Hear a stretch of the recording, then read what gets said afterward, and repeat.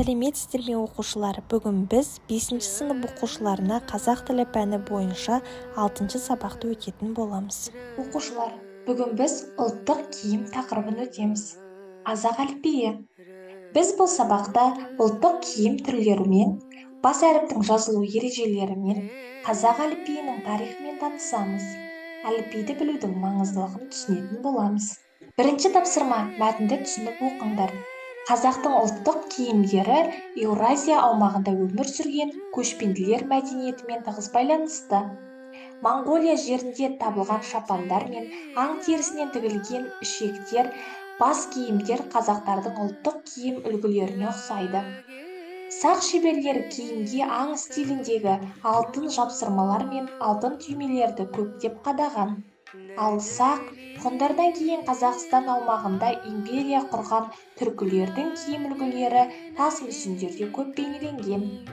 Қарапайым көшпенділер қой жүнінен жасалған күпі, түйе жүнінен тоқылған немесе қой жүнінен тігілген жадағай, түйе жүнінен тоқылған шекпен, жұқа киізден дайындалған кебенек киген. Ал көсемдер патшалар мен олардың туыстары бағалы аң терісінен тігілген ішек, алтын, күміс жіптер мен қымбат маталардан тігілген киім киген. Көшпенділердің бешпенді мен шалбары күнделікті киіп жүруге ғана емес, сондай-ақ соғыс кезінде де өте ыңғайлы киім болған. А тапсырмасы дұрыс жауапты белгілеңдер, өз таңдауларыңды түсіндіріңдер. Бірінші сөйлем. Тарихта түркілердің киім үлгілері туралы деректер жоқтың қасы, бұрыс. Екінші, жай адамдар қой, түйе жүндерінен жасалған күпі, жадағай, шекпен киген, дұрыс. Үшінші, көшпенділер бағалы аң терілерін, қымбат маталарды пайдаланбаған, бұрыс. Төртінші, қазақтардың ұлттық киімдерінде көне киім үлгілерінің іздері бар, дұрыс.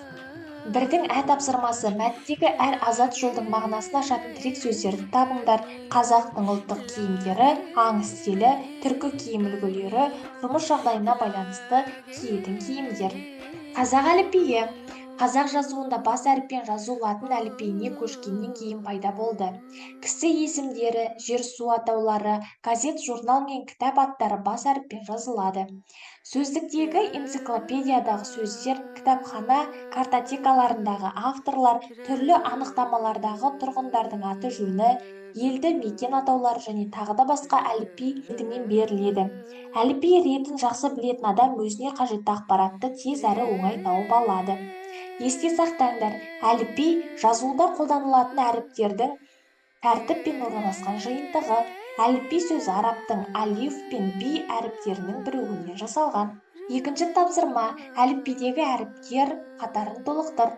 А, Ә, Б, В, Г, Ғ, Д, Е, Ё, Ж, З, И, К, Қ, Л, М, Н, Ң, О, Ö, П, Р, С, Т, У, О, Ö, Ф, Х, Х, Ц, Ч, Ш, Ч, айыру белгісі, жіңішкелік белгісі, Ю, Я. Екінің А тапсырмасы, қазақтың төл сөздерінде кездеспейтін әріптерді көшіріп жазыңдар. В, Ф, Ц, Ч, Ш, айыру белгісі, жіңішкелік белгісі, Е. Үшінші тапсырма, кім тапқыр, сөз жұмбақты шешіп, жасырын сөзді табыңдар. Қазақ дәстүрінде қыздың ұзатылғанда киетін сәнді бас киімі, сәукеле, денеге шақтап тігілген жұқа жеңіл киім, көйлек, кәсіп атауы, тігінші. Қазақ дәстүрінде сыйлы адамға жабатын киім, шапан, киім сыртынан белді байлауға арналған мата, белбеу, жаңа туған балаға кигізілетін тігісі сыртына қараған көйлек, ит көйлек. Төртінші тапсырма, берілген сөздердің дыбыстық құрамы туралы айтыңдар. Бұлар қазақ тілі үшін қандай сөздер? Ә тапсырмасы, қазақ сөздерінде кездеспейтін әріптерді атаңдар. Бұл қазақ тілінде кірме сөздер деп аталынады. Ә тапсырмасы, В, Ф, Ц, Ч, С, Ч, айыру белгісі, жіңішкелік белгісі, Е. Бесінші тапсырма, мәтінді оқыңдар. Қазақ жазуы өзінің бастауын ғұн сақ тайпалары пайдаланған көне есік жазуы таңбалардан алады. Орхон Енисей, талас ескерткіштері жазылған руна жазуы түркі дүниесіне ортақ. Ал 8 ғасырдан бері қазақ даласында араб жазуы пайдаланылды.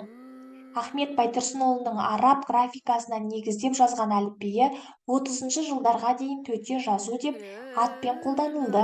Қазақ халқы 1929 жылы латын жазуына көшсе, 1940 жылдан бері орыс графикасы негізінде жасалған әліпбиді қолданып келеді. А тапсырмасы: берілген сөздерді пайдаланып сөйлемдерді аяқтаңдар. Бірінші, көне түркі ескерткіштері жазылған жазу руна. Ахмет Байтұрсынұлының жазған әліпбиі араб графикасы. Қазақ даласында 20 ғасырдың 30 жылдарына дейін орыс графикасы қолданылды. Қазақ халқы 1940 жылға дейін төте жазу, қазіргі қазақ жазуы латын жазуы. 6-шы тапсырма. Нөмір 9-шы аудионы тыңдаңыздар. Мәтін мазмұнына сәйкес жауапқа дұрыс белгісін қойыңдар. Әліпби тіл дыбыстарына берілген таңбалардың жиынтығы. Дұрыс. Әріппен жазылған сөз сурет сияқты. Жоқ. Таңба саны дыбыс санынан көп болса, әліпбидің қолайлы болғаны. Жоқ. Оңай оқылатын сөз көзді шашытпайды. Дұрыс. 6-ның ә тапсырмасы: бос орындарға мәтін мазмұнына сәйкес толықтырыңдар. Оқушылар, бұл тапсырманы орындау үшін кітаптың соңғы бетіндегі дисктан аудионы мұқият тыңдап шығыңыз. Б тапсырмасы: сөздікті пайдаланып қарамен берілген сөздердің мағыналы сөзбен ауыстырыңдар. Мол жетуі, толық жетуі, елеулі, қалаулы, тұрпатына, келбетіне, шапшаң, тез, талдырмау, шаршатпау. 7-ші тапсырма: оқиық, қызық. Қазақ көйлегі Гиннестің рекордтар кітабына кірді. Қытайдағы Шыңжаң қазақ мәдениеті ғылыми қоғамы ұлттық киім қолөнер тобының басшысы Зиятхан Айдархан қызының ұйымдастыруымен Еуразиялық киім көрмесіне қазақ көйлегін апарған. Ұзындығы 3,37 метр, етегінің кеңдігі 12,30 метр болатын және 50 қатпарлы үлкен көйлек осылайша Гиннес рекордтар кітабына енді. Мәтіндегі бас әріппен жазылған сөздердің әліпби ретімен көшіріп жазыңдар. Олардың неліктен бас әріппен жазылғанын түсіндіріңдер. Еуразиялық Гиннес, Қытайдағы ұзындығы Шыңжаң. Осымен оқушылар, бүгінгі біздің сабағымыз аяқталды. Менің YouTube каналыма тіркеліп, лайк басып, пікір жазуды ұмытпаңыз. Келесі сабақты жіберіп алмаңыз. Сау болыңыздар.